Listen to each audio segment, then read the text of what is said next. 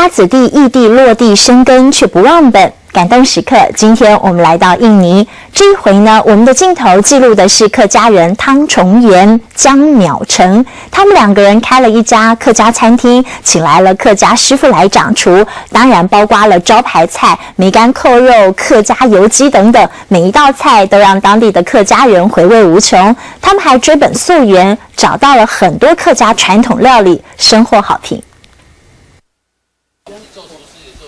大火快炒，韭菜爆香，面条炒得蓬松可口，客家油面准备上菜喽！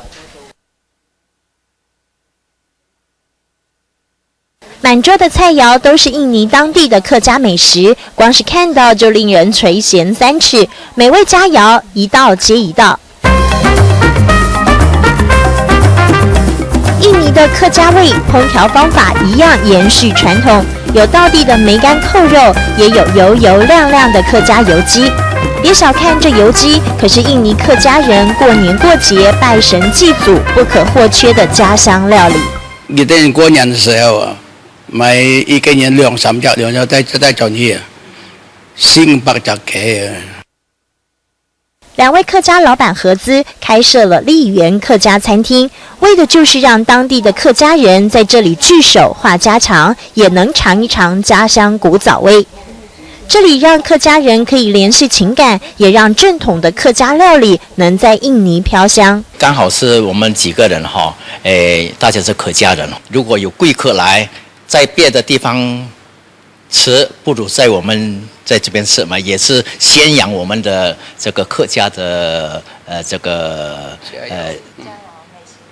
家乡的味道。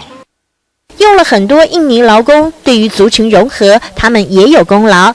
只是厨房里有印尼籍的厨师助理，但掌厨的大掌柜坚持要请客家师傅烹调，就希望客家味不会走味。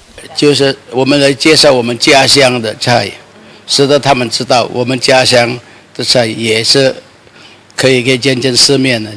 不过说到客家菜不可或缺的姜丝炒大肠，在这里却变了样，变成了姜丝炒牛肉。不是标新立异，而是因为回教徒多，猪大肠很难取得，因应当地民情，姜丝跟牛肉也能碰出好滋味。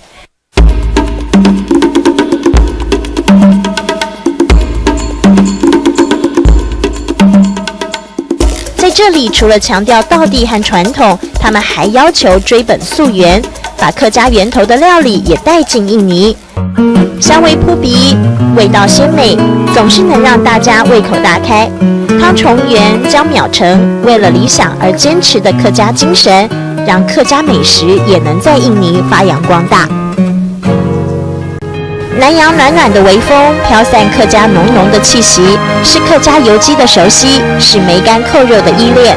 入境随俗，姜丝配牛肉，也是客家子弟的心意，是最深的感动时刻。